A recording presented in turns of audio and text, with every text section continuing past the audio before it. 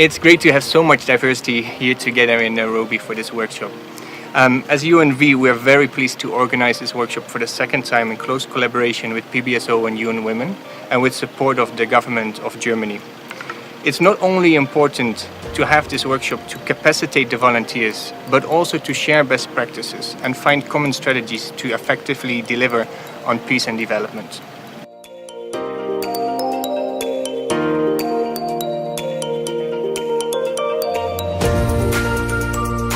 We've always been struggling to prove that women's security is a matter of peace and security.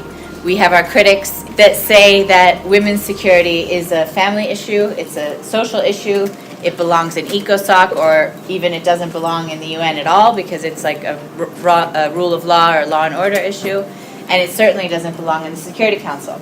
So we've been struggling for all these years to try to argue that the insecurity that women face in the streets, in their homes, in their offices, in their schools, is actually all connected.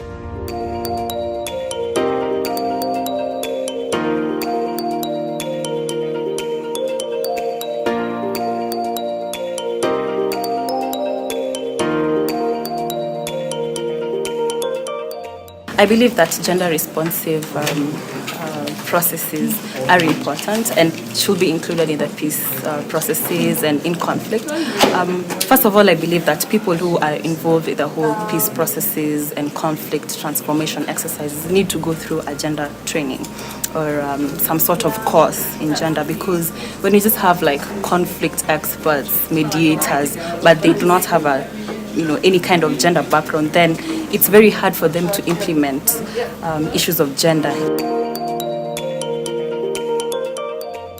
Women, peace and security is not about making conflict safer for women.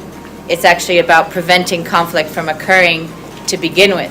So by solving these problems through mediation at the local level, women are stopping them from erupting into violence, which is a very cost-effective way of dealing with these conflicts in the community. But when you look and draw down, the majority of the people that have been affected by this kind of displacement, both the internal and the external, the bulk of them is made up of women.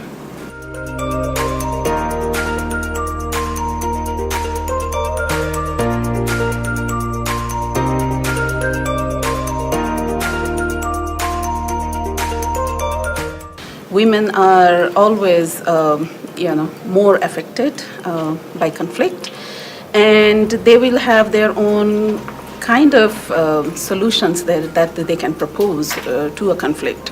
I think volunteerism is also a way of having a better connection to the community that we are trying to serve. Personally, I think we all in our life should have a role to volunteer. It's not about where, it's not about money, it's about what you can contribute to your society. So sometimes when our work feels really hard, that's because it is.